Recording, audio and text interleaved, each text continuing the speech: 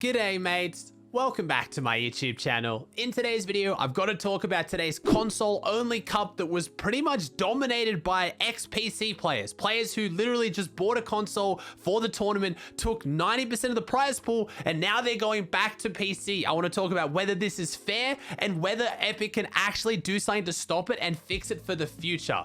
Also, we had a huge announcement today, something I've been looking forward to for such a long time. We had Muzz, Luda, and Speedy, the last OCE FNCS champions, signed to TNA, that's Team New Age, and now they're traveling to NA East for the next FNCS to compete. I mean, as an OCE guy, I'm so excited. Remember guys, if you love the videos, make sure you swing by my Twitch channel at twitch.tv/Aussie Antics. I'll be doing a viewing party today for the NA East and NA West Trio Cash Cup. If you also want to support the content, please use code Aussie in the Fortnite item shop and click that subscribe button down below. Thank you so much.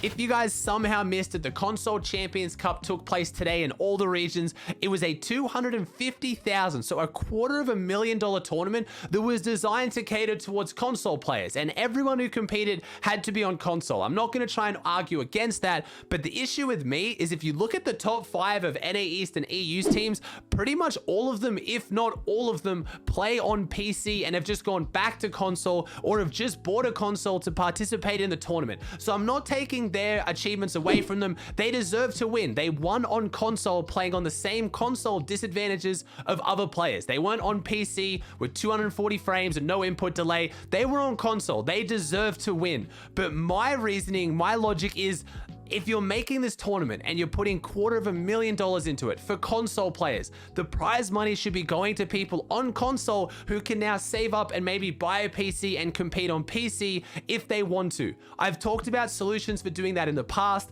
locking it so that if you play PC FNCS, you can't play the console tournament, putting it on at the same time as a PC tournament, or just having the prize pool distributed differently. Instead of having, first on NA East get $3,500, make it that the first place gets like $400-500 and it's spread a lot more thin, so it's going to actual console players.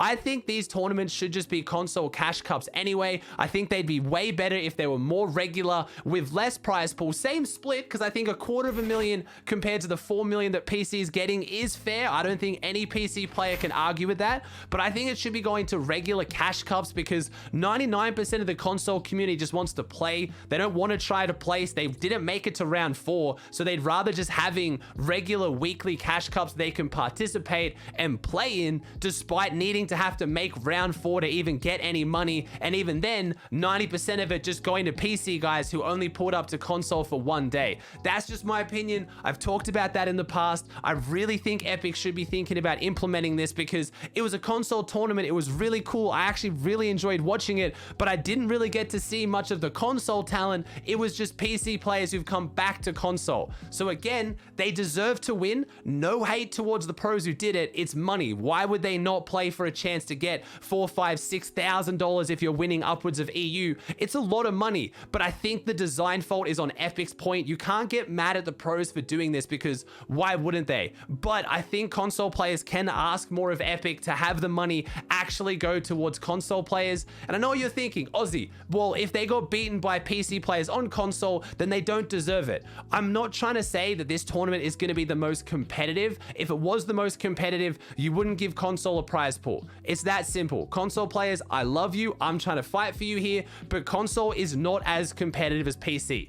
That's why mostly PC players just came and won the console tournaments. But of course it is. They play every day for 10 hours a day as a job, and they do it on PC because they can afford a PC. They should be better than console players. What I'm saying is that this prize money should be going towards the console community so they keep playing the game for longer. They spend more money on V-Bucks. They feel like they're getting rewarded from Epic, so they play the game for longer and then the game survives. That's what I want. I'm focusing on the longevity and health of Fortnite, not just as an esport, but also as a game in general. And I think if you actually start dedicating prize money to console and it goes to console players, that will make that scene thrive, which is, a good portion of the Fortnite gaming community. The happier they are, the better the game is, and and then we all win. And if more people spend money on Fortnite, then even the PC prize pools can go up as well. I really see it as a win-win. So I don't want console community coming at me saying that, you know, I'm flaming you guys for saying you're getting beaten by PC, and I don't want PC players coming at me flaming me saying that the prize money should go to console when they earned it, when they won it. I'm just trying to do what I think is the best for the game's longevity, and that's why I make such a big point about how I think this tournament's great,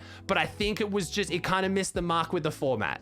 I also just wanted to add this in here as well. I might not be right on this one. This is one of those topics that I'm the most kind of on the fence on, and I can't really decide exactly where I land. I've made a few tweets about this in the past. I've made a few videos, and a lot of people in the scene, like ShireWager, like Reese Hub, that I really respect, do disagree with me on this topic, and they think it being a competitive tournament to highlight competitiveness, if everyone's playing on the same console, the same hardware, and they win, they truly are the winner. There needs to be not this separation between, you know, console versus PC. This is just a tournament that has to be played on console, and I can see myself accepting that one as well. I want to know your guys' thoughts though. Let me know in the comments section down below. Do you agree that you think it maybe in a model like I'm talking about would be healthier for the game, or do you agree that if a PC player wins it on console, they won it and it's totally fair and that's what it should be catered towards? I'm genuinely curious, and I want to hear your guys' opinions, because there's a few things in the game that I'm pretty firm on where I stand and how I feel about them. This is one that I sway a little bit more. I'm a little bit less confident, I guess.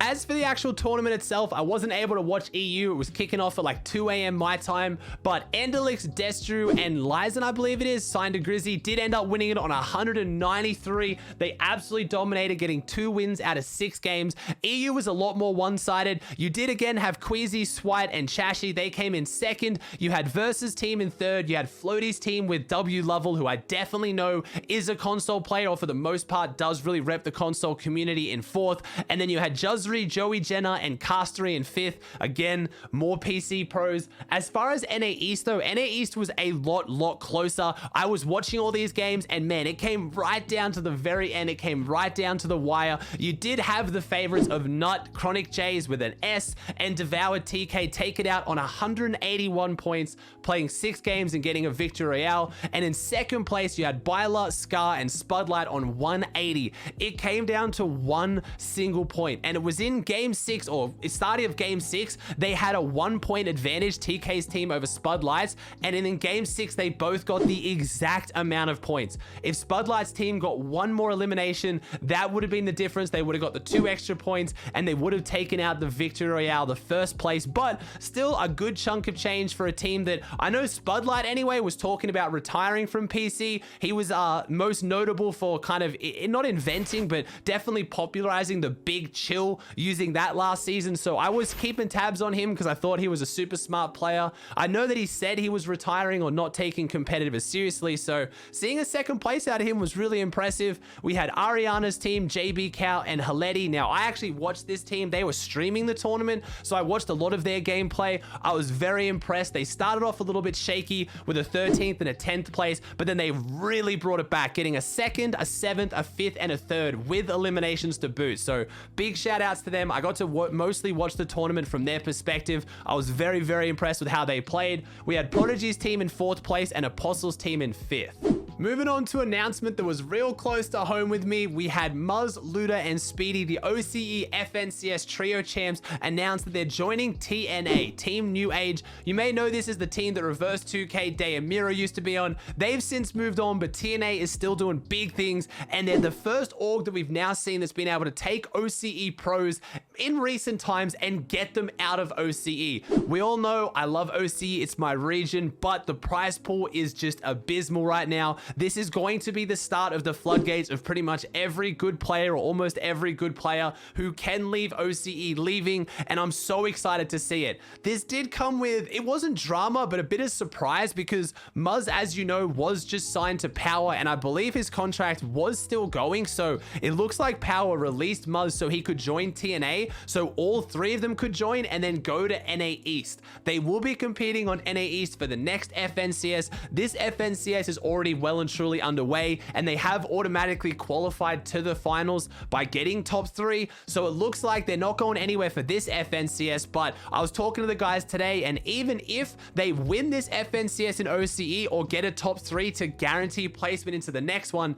they still want to go to NA. And one thing I've noticed, which is interesting, remember, we have the All-Star FNCS, or I forget the exact name of it, but we have that big tournament coming up in a few months, and just because they go to NA, I think their placements of getting actually entered into it by getting top 3 in this last FNCS, and I'm guessing getting finals in this FNCS, that's pretty much going to guarantee them a spot in that, and they don't need to stay in OCE. So we don't really know how the All-Star event's going to work just yet, but that could work even more into their favor, being able to compete in NA East, or will they have to come back in OCE to play a region-based tournament? We don't know yet, but either way, I'm so excited to see an OCE team go overseas and perform. A lot of people seem to have forgotten last time this happened, we absolutely dominated. We had Zora, Jarlin, and Papi travel to NA, and while there, they won one of the trio FNCS weeks once they were there. They were popping off in the cash cups. I think Zora won 2 solo cash cups, and then they went on to get a top 10 in the FNCS finals as well. So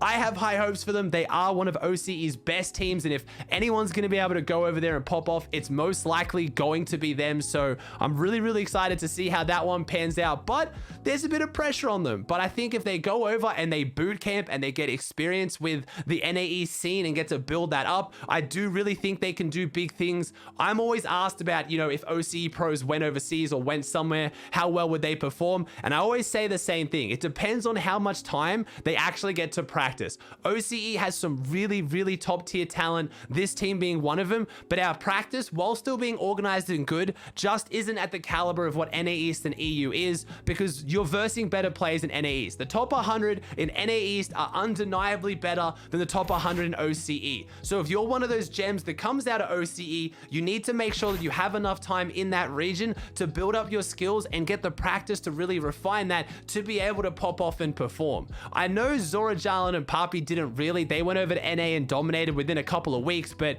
that just isn't usually the way it goes. I'm not going to try and pretend like we did insanely well at OCE. I mean, sorry, at World Cup. OCE did horrendously at World Cup, but we've also again had players like Repulse and Jinx go over to DreamHack and absolutely dominate. Repulse got a 4th place when he went and played in DreamHack solos. So OCE's done it before overseas, and I'm super passionate about it. So I really hope they can do it again. But either way, it's just exciting when you see another region, teams from another region come over, and you know, it's going to be Team OCE, it's going to be Team TNA, and I think this is the start of maybe some other orgs trying to pick up OCE talent and give them a chance out, because the prize money they're playing right now is an absolute joke. And unfortunately, with how the prize pool is being split, with it being based on population and player size, the more players that leave OCE to go to other regions means they're going to take more prize money away from OCE, so more pros are going to leave, and you can see where this is going. OCE, unfortunately, this looks like the beginning of the end,